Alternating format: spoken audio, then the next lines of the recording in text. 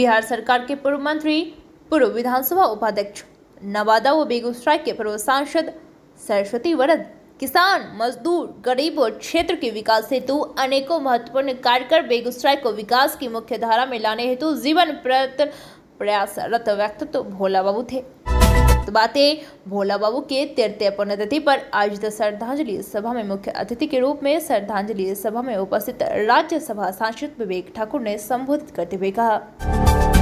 उनके चित्रों पर पुष्पांजलि के उपरांत भोला बाबू के जीवन व जनहित में किए गए उनके कृतियों का बखान करते हुए राज्यसभा सांसद श्री विवेक ठाकुर ने कहा कि भोला बाबू सामाजिक मुद्दों पर बेबाकी से सदैव अपनी राय रखते थे।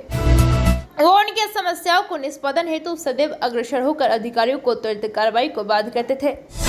उनके पुण्यतिथि पर हमें संकल्प लेने की जरूरत है कि उनके कृतित्वों को संजोए तथा उनके आदर्शों को अंगीकार कर सदैव जनहित में अपना आवाज बुलंद करते रहे।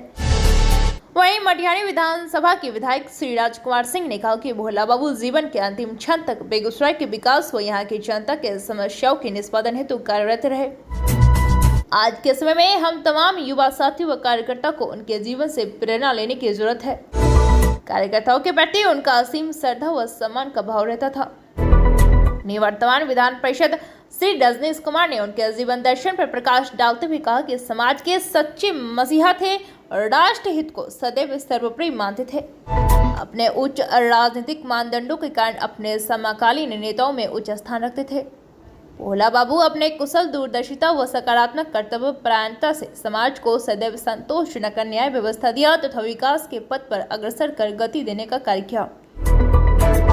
दरभंगा स्नातक निर्वाचन क्षेत्र के विधान पार्षद श्री सर्वेश कुमार ने उनके जीवन यात्रा को याद करते हुए तथा उनके साथ बिताए पलों को याद करते हुए कहा कि भोला बाबू अपने साथ रहने वाले व्यक्ति के साथ साथ आम जनता को कभी ये एहसान नहीं होने दिया कि वो एक सांसद हैं।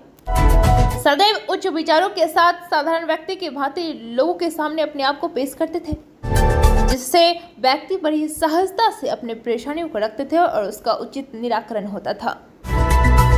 भाजपा बेगूसराय के निवर्तमान जिला अध्यक्ष श्री संजय सिंह ने कहा कि भोला बाबू ऐसे महान व्यक्तित्व को मैं सच्ची श्रद्धांजलि तभी हो पाएगा जब उनकी सोच और संवेदना के अस्तित्व को भविष्य में भी जीवंत व क्रियाशील बनाए रखेंगे तथा सदैव उनके पद चिन्हों पर चलकर उन्होंने जो एक सपना बेगूसराय व बिहार के विकास का देखा था उसको साकार करने का कार्य करेंगे। श्रद्धांजलि सभा कार्यक्रम की अध्यक्षता जिला उपाध्यक्ष श्री अनिल प्रसाद ने तथा मंच संचालन महामंत्री श्री कृष्ण मोहन पप्पू के द्वारा किया गया।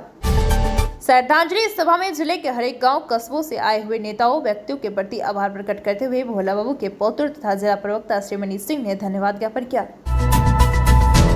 इस अवसर पर भाजपा जिला उपाध्यक्ष बलराम सिंह, मृत्युंजय कुमार, विदेश बिरजू मल्लिक, महामंत्री राजीव कुमार वर्मा, जिला मंत्री बबलेश पार्थसारथी, सलिनी देवी, राकेश पांडे, भाजपा जिला सह मीडिया प्रभारी मोनू कुमार सिंह, भाजपा प्रवक्ता छोटेलाल सिंह, अक्षय आर्या, जदयू नेता शशिकांत सिंह, अमर, पूर्व विधायक श्री कृष्ण सिंह, पूर्व मेयर संजय सिंह, निवर्तमान भाजपा प्रत्याशी रामशंकर पासवान, भाजपा नेता नवीन सिंह, कोषाध्यक्ष राम कल्याण सिंह, सुरेश राय, विकास कुमार, सत्यम चंद्र, चंचल कुमार, राममूर्ति चौधरी, शशांक शेखर, सुनील सिंह, प्रफुल्ल मिश्र, कांग्रेस नेता नंद किशोर जी, रोशन चौरसिया, सोनू तांती, मंटून मिश्र, दीपक ठाकुर सहित सैकड़ों की संख्या में लोग उपस्थित थे।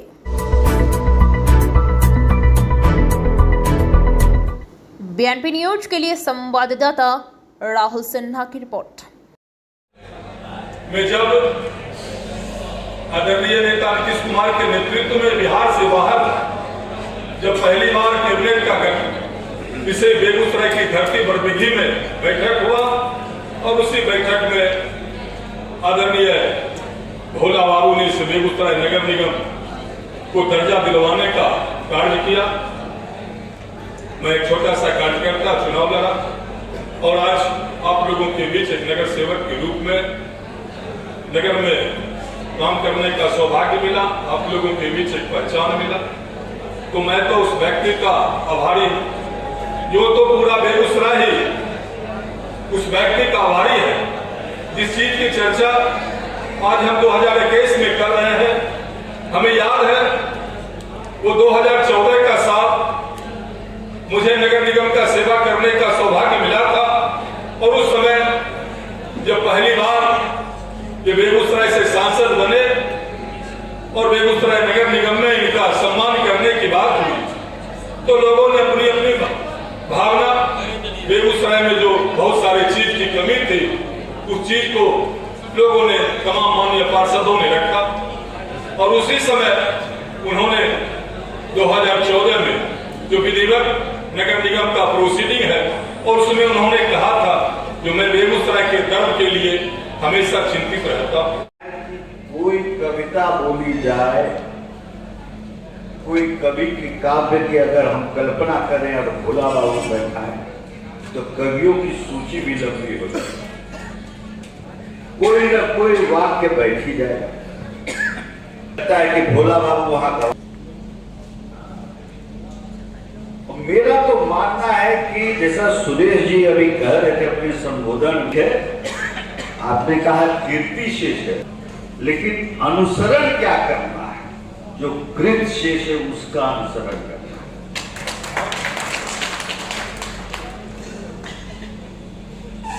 मेरा भोला बाबू से व्यक्तिगत सरोकार बचपन में देखे होंगे तो याद नहीं होगा, लेकिन विद्यार्थी जीवन में कॉलेज में जब पढ़ता था और छात्रावास में रहता था मैं, तो उनके पुत्र भी उसी छात्रावास में रहते थे अनिल जी। और तब से जो मेरा एक माने समझदारी का जो संबंध रहा,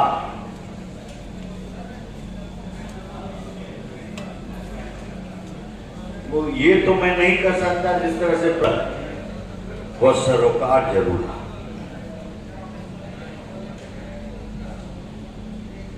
और बहस भी हुआ अंतिम पल, कहे कि नहीं नहीं, मेरे पिताजी उनको गंगाराम अस्पताल से देख कर आए, अब बोल रहे हैं कि ये है ये है ये, हम जान रहे और हमसे छुपा रहे।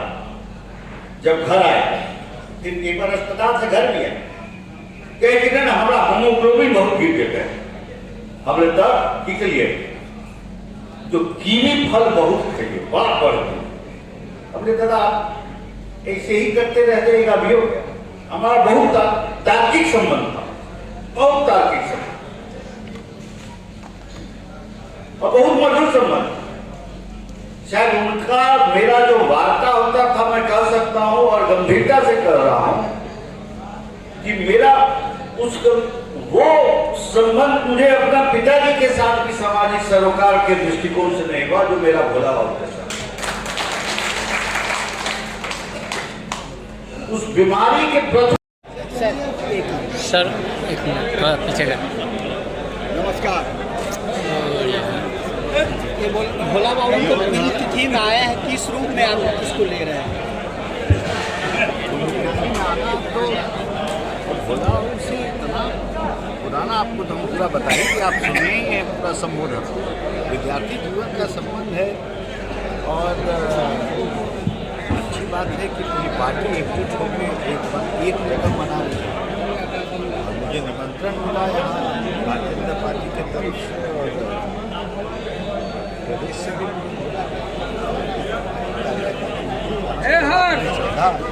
जो भोला शरीर हुए। जम्मू कश्मीर में बिहारियों की हत्या हो रही है, इसको आप किस रूप में ले रहे हैं और क्या प्रतिक्रिया है? तो दुखद है, पैमाना और मापदंड तो अंतर्राष्ट्रीय है। ये पाकिस्तान का एक सब कुछ जब नाकाम हो गया है तो एक साजिश है कि समाज में किस तरह से एक विभाजित समाज का एक स्वरूप खड़ा हो वहाँ जम्मू को। औसतन पिछले 4 महीना में 10 से 15 लाख सैलानी प्रति माह जा रहे थे। कश्मीर एक सामान्य रास्ते की ओर जा रहा है, तो ये इसमें कोई टारगेट नहीं है। एक तरह से राहगीर को मार दो, राहगीर को मारने जैसा। दुखद बात ये है कि ये भारत के राजनीतिक परिदृश्य में जितने तथाकथित चिंतक लोग, आपको सब चुप हैं, ये इनको ये दिख रहा है कि 370 हटा तो उसी का यह परिणाम है, लेकिन घटना निंदनीय है। इसको बोलने में इनको लग रहा है कि घर से एफडी टूट रहा है।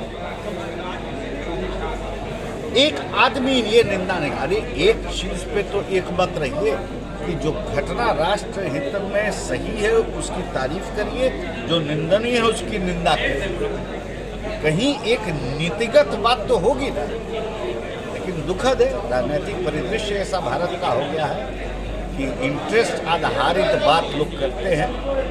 और आप देखिए सिंघू बॉर्डर पे क्या हुआ, एक आदमी ने निंदा की इस चीज़ की। किस टाइप का किसान आंदोलन, एक दलित को है सो काट दिया गया और उसके 3 दिन के बाद रेल रोको लोग कर रहे हैं। एक प्रतिक्रिया आई है उस पर कि निंदनीय थी वह घटना या ना, चाहे यहाँ चित्र है आरजेडी कांग्रेस आपस में लड़ रही है, उसका जवाब हमने ये तेजस्वी से पूछिए ना कि क्या हुआ।